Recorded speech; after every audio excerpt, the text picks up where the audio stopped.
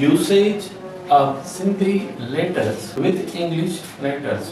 अॼु असां इस्तेमालु करे रखंदासीं सिंधी अखरनि जो इस्तेमालु अंग्रेज़ी अखरनि जे लाइ अल्फ़ाबेटिकली कीअं असां इस्तेमालु करे सघूं था।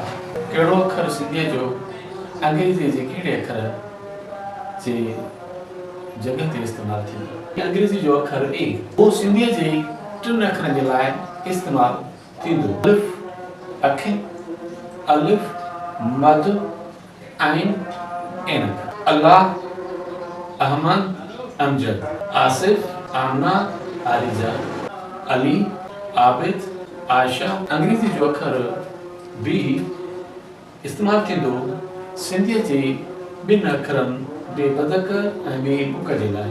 बशीर बिस्मा बाबर बेसम बरोच बकरार ऐं बाबूली। बी इस्तेमालु त ॿिनि अखरनि जे लाइ थियो, लेकिन जॾहिं इंग्लिश में जॾहिं पढ़ंदासीं असां हिननि अखरनि खे त असां उनखे सिर्फ़ु ॿिए बदक जी आवाज़ में पढ़ंदासीं। जीअं बरोच आहे असां उनखे अंग्रेज़ी पढ़ंदासीं बरोच।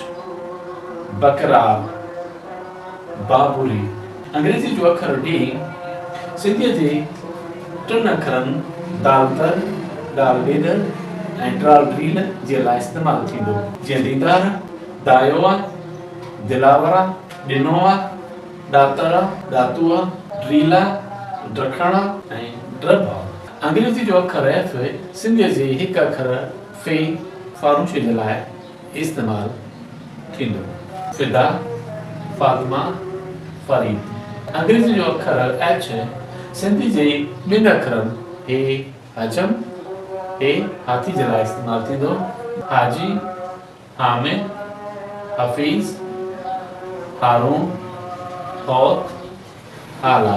अंग्रेज़ी जो अखर जे सिंधीअ जे टिनि अखरनि जे लाइ इस्तेमालु थींदो।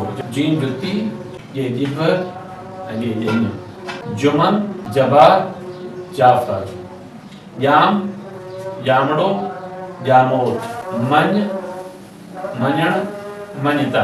अंग्रेज़ी जो अखर के सिंधीअ जे हिकु अखर काफ कुते जे लाइ इस्तेमालु थींदो। कामरान करीम किरम।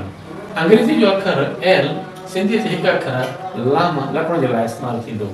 लैला लियाकत लाल बख्श। अंग्रेज़ी जो अखर एम सिंधीअ जे हिकु अखर नीम मस जे लाइ इस्तेमालु थींदो। मोहम्मद मरियम मूसा।